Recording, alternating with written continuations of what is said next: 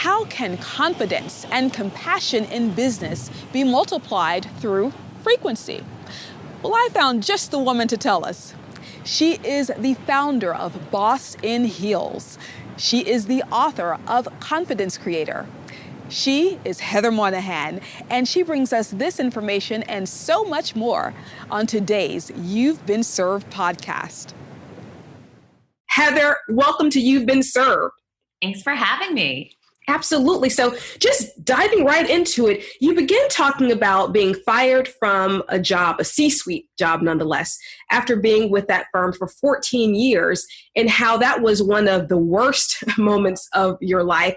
But then you came to see it as one of the best. So could you take us through how that episode was so transformational for you? And specifically, if you were able to apply any of those lessons from being fired to your current business? Sure. So I had been with the same company for 14 years, as you mentioned, and I was continuously promoted I started as a director of sales, then I became the vice president of the company for local sales, then the vice president for the whole company, and then the executive vice president, and then ultimately I became the chief revenue officer.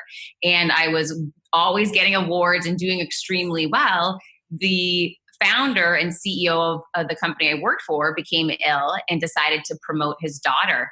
And that's when everything changed for me. It became a very hostile work environment. I was a threat, so I was a target, a constant target.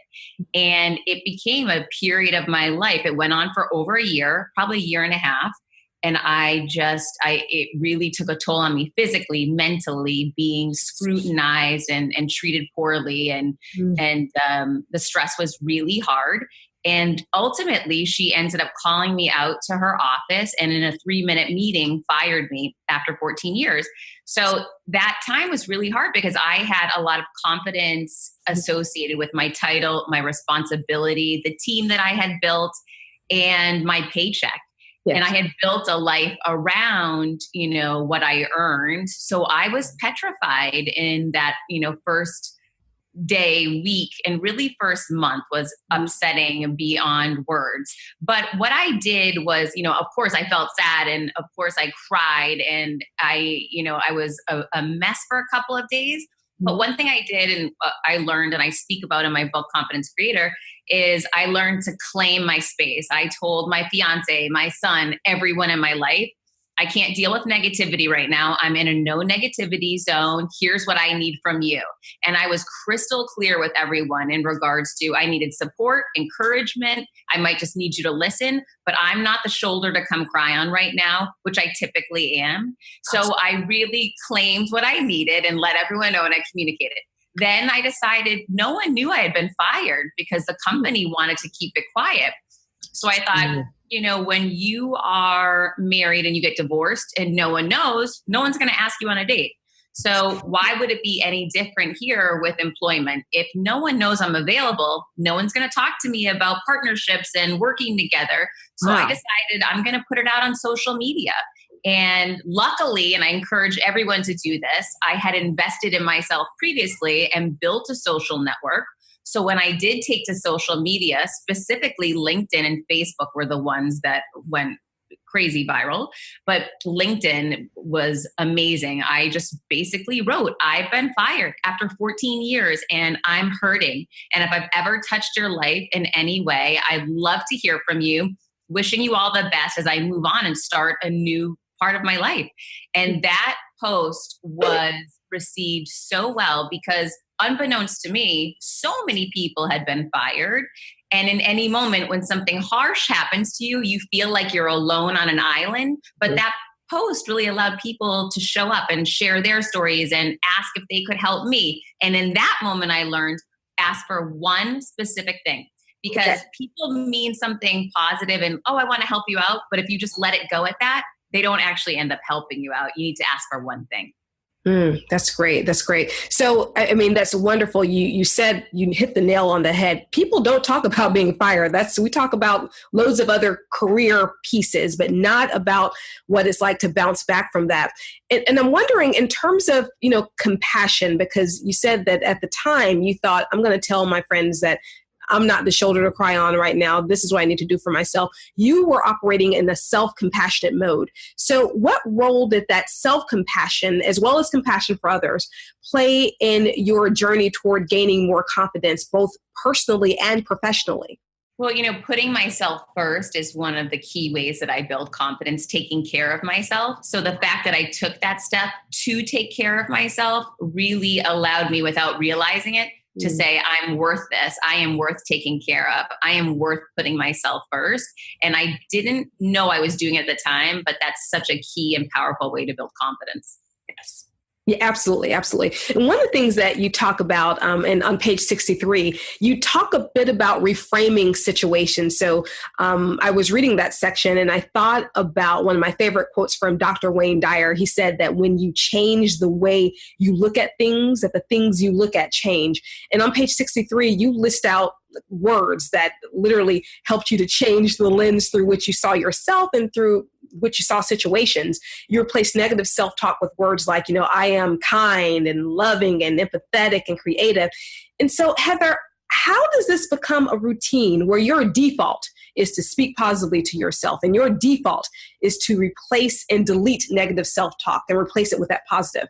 Everything is built through frequency. And, I was in the advertising business for a long time. The reason why advertisers run a certain frequency of ads, they need it to be played and heard enough times, is people don't notice or retain something until they hear it enough times or see it enough times. Love that.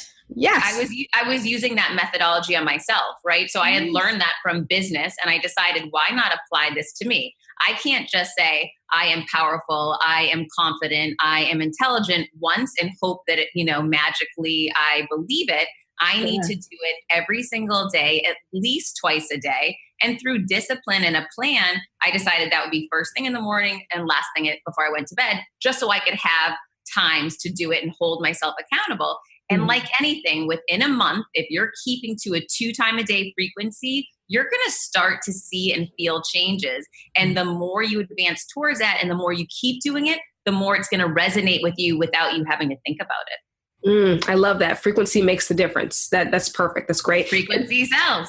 Frequency sells. There you go. Frequency sells. I mean, and keeping with that whole mindset theme, one of the things I heard you speak about during an interview is your previous focus on scarcity. And this was specifically in the context of a market downturn that happened a few years ago. And your company ended up reducing your pay and some of your colleagues too. And you said that looking back on it, you should have said, wow, with all of these challenges, I see a load of opportunity. But sometimes when you're in the midst of things, it's really challenging to do that. So how did you, again, change your mindset, whether it was frequency or another tactic? How did you move from scarcity to an opportunity and a growth mindset? It was through those lessons where I did it the wrong way. And I can look back and I can clearly see. And one thing I've done, I've always journaled. So I can go back to those journals and see how I was thinking. I encourage everyone to journal. When I look back at how I was thinking at that time, it's no surprise I was saying, well, I feel lucky to have a job in this situation. Yeah. Now, today, the difference is, of course, we're going to have another economic downturn, at some point because the economy is cyclical. So I don't know if that's next year or in 10 years, whenever it will be, I will take a step back through experience and I'll reflect upon that journal and say, okay, in this moment in time, the economy was similar. It was on a downturn. Here's how I thought. I felt I was lucky to have anything. So here's what I need to do. I need to take that leap of faith and know it didn't go the right way last time. I've got to do it differently this time. So if what you've been doing hasn't been working, logically, you need to take a different approach. And I have those facts and that information there for me to look at so that I know I need to take this approach, which is, wow, there's got to be an opportunity out there somewhere. I just need to pick my head up and look for it because I'm worth it and I deserve it. And I don't deserve to get my pay cut or to be dealing with scarcity right now. I need to move myself to a place and, leverage what I have to become my most powerful self and go after the opportunity that's out there. So again, all about really controlling our minds and controlling what we allow in and what we focus on. Absolutely. One of the things that you talk about quite a bit in the book was some of the challenges that you've gone through. There is, getting fired, which was huge. Also, you were going through a divorce when your son was, I think, 1. Dylan was just 1. And then separately, there was the health issue with your back, which was just super extreme. So I'm wondering, during those times, the health challenges, the divorce, the job, did you find that your professional ecosystem really showed up in a compassionate way for you? Were there some folks who really, from vendors to colleagues to customers, who really made things a bit easier when you got to work? And if so, how did they do that? If not, how could they, looking back on it, how could they have really shown up for you in a compassionate way during those times? There was one person I look back on specifically when I was getting divorced that was empathetic with me, but I'll tell you, I was in a toxic environment and culture and I didn't realize it at the time. Yes. So you become, when you're in a toxic environment, relationship, professionally, personally, and you've been in it for a while, you begin to see that as norm. That's the normal, which is wrong. It is not. And there is somewhere else healthier out there that you could be. I wasn't seeing it for what it was at the time. Yet again, I was saying, I'm lucky to have a job.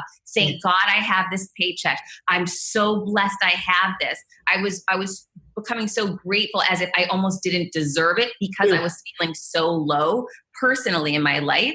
So I think that you could see that negativity and fear around me. So I would go into work and people in many instances would take advantage of that. Give Heather more work. Have Heather do this.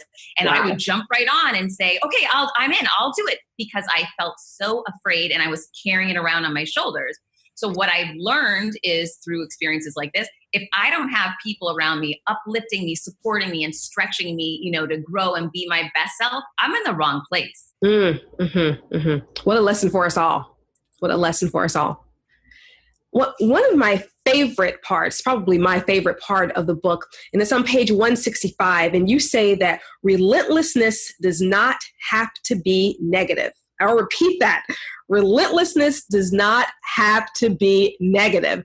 And I love that, because you make it clear that we don't have to scream and shout and yell to really bend things our way. So I'm wondering, as an entrepreneur, if you could give us some examples of how you've been relentless and kind or respectful at the same time. So whether that's creating boundaries and being relentless in that way, but also being respectful and kind, or ensuring that you're not bullied. You talk about that in the book, but at the same time, being kind and respectful during those conversations, during those interactions. How has that worked for you? Phenomenally well. When I hear the word relentless, the first thing that comes to my mind is sales. And I've been in sales my entire life since I was born. So, and regardless of if you're an author, which I currently am, I'm in sales every day because I'm selling my book. If I was as a chief revenue officer in a radio company, I was in sales. If I was a bartender back when I was, 21, I was in sales. I was upselling people. It applies to everything. You're always selling whoever you're with in your life, or they're selling you in every exchange. And when I say relentless, I constantly think of sales. And to me, that's not a negative. It's what separates me from so much of other salespeople in the world that aren't able to break through. Because so often people will see something as, oh, I approached so-and-so and I never heard back. Darn, they didn't like me. They didn't like the product, whatever. And they move on. I don't believe in that. I believe in, I have to get to the ultimate decision maker. I need to have that conversation because I have something of value to say, and I'm failing them if I don't have this conversation. And when you switch it and look at it that way, it's not fair for you to just walk away. How do we not know that the email you sent didn't go to spam? How do we not know that person wasn't on sick leave and had a family emergency and never got the voicemail you left? An assistant got it and they deleted it or lost the paper. A million things can happen in this world. So I put that onus on me to be relentless in my pursuit. I need to hear from the ultimate decision maker that this is the wrong idea for them and all the reasons why, so that I can let them know why I believe it actually is the right fit, or so I can pivot and create a better fit, or so I can move on. But until you have that conversation, you can't just walk away from things. You know what I'm hearing there? You were talking about the things that could have happened. It may have gone to spam. Maybe they were on vacation, didn't put it on their out of office.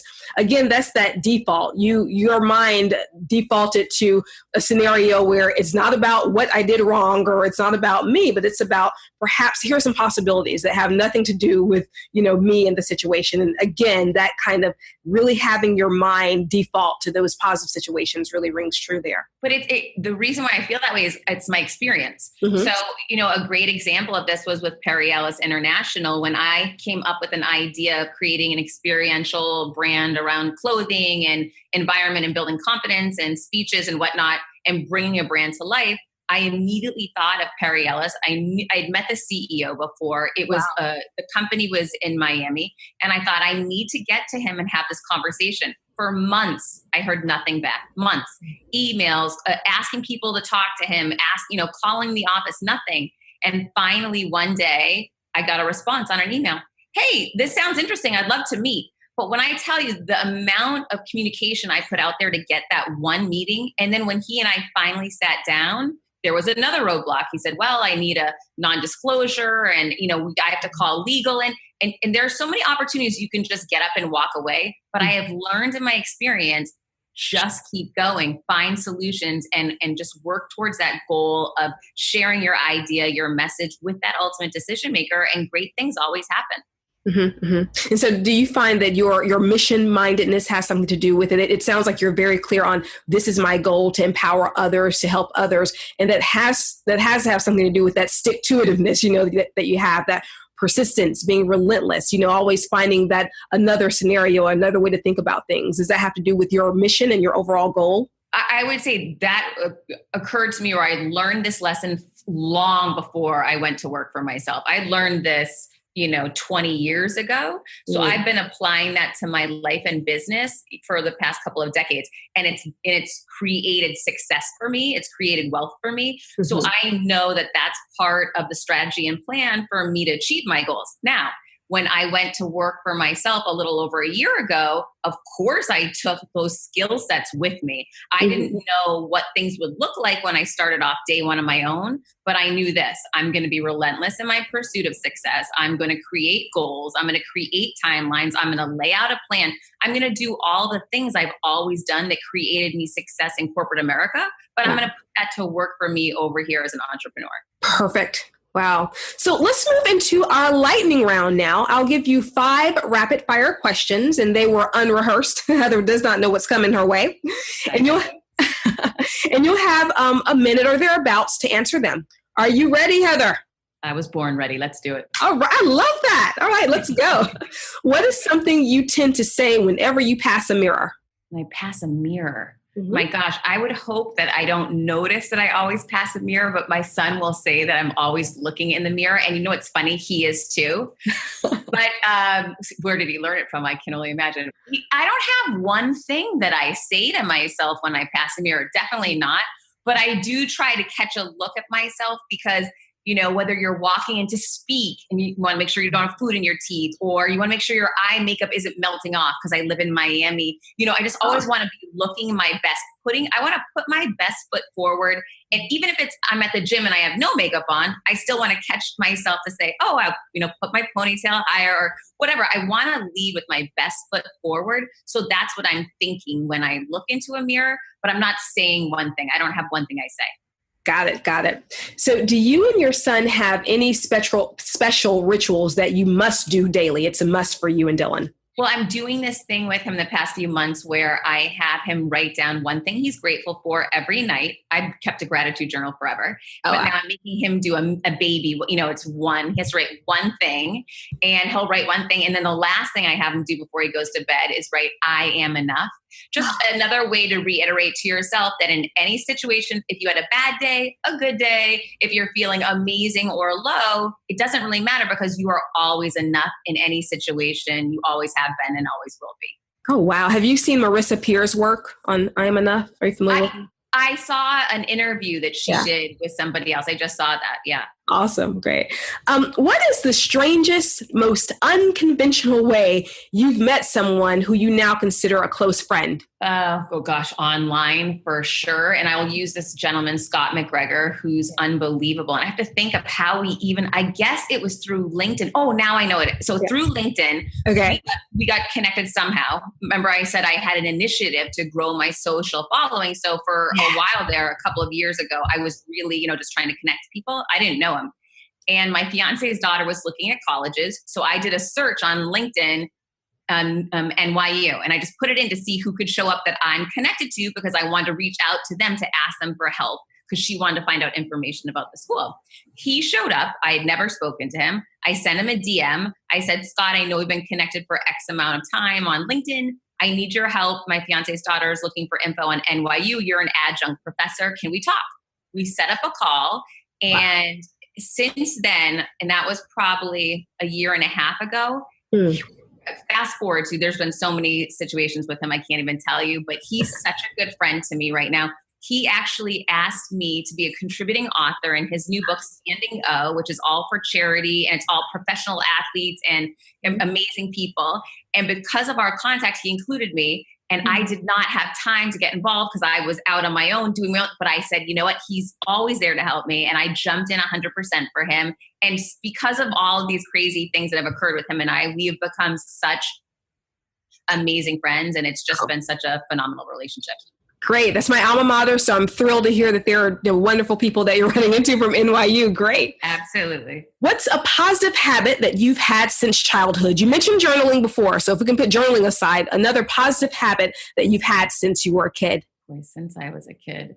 I guess I have an ability to compartmentalize. That's what I call it, when you need to really get laser focused on something. Yeah. So when I was younger, it would be about sports or, whatever. I was really into sports as a kid and I could get really focused and in the zone around that. And I took that, or if, things were tough when I was younger and I could really focus in on things that I wanted to focus. I would make myself focus in. And it's no different than sitting in that meeting with that woman who was firing me and knowing when I was going into that meeting, I said to myself, you will not cry. You will not cry. And I, of course, had tremendous emotion in that moment. But in my mind, I was laser focused on not crying. And I had said to myself ahead of time, you have the rest of your life to cry after this. You're not going to give this woman power over you. You will take the power in this meeting. And I said that to myself a number of times on my way, frequency cells, on my way over there. And I know I have the capability to compartmentalize because I've been doing it my whole life. So I just laser focused in on that one initiative that I had, that one goal, and I achieved it. I did not cry. And instead, I took the power from her because she got frantic that I wasn't getting upset and doing what she had wanted me to do. So it's such an interesting exercise for people to try to get really focused and clear on what you want and discipline yourself, because you can turn situations around just by mentally preparing for them. Yes. Finally, what does compassion mean to you?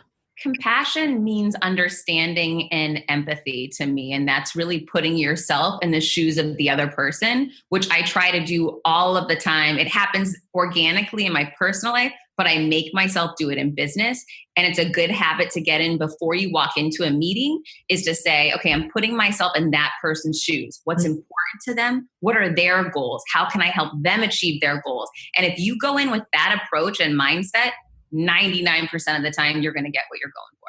Amazing. This is great, Heather. Well, thank you so much for sharing this with us today. And before we go, let us know where we can find you, where we can hear more about Boston Hills, and where maybe we can get insight into a second book that you might have coming out. I'm just putting that in the universe. How can we keep up with you, Heather? So I'm on all social feeds, all social platforms at Heather Monahan. My website is heathermonahan.com. And right now on Amazon, you can get Confidence Creator in a Kindle, an audio book, which I actually narrate, a paperback or a hardcover. And I am working on my Confidence Creator version 2.0, which is really everything that I've learned from the moment I got fired, which is when I wrote my last book, to what I'm actually doing and learned in the past year, a little over a year now, and how you can apply those things to that next step and next phase in your life, because it's what I'm doing that's really accelerated me. I've learned more in the past year than I had in the past decade. So it's really powerful stuff.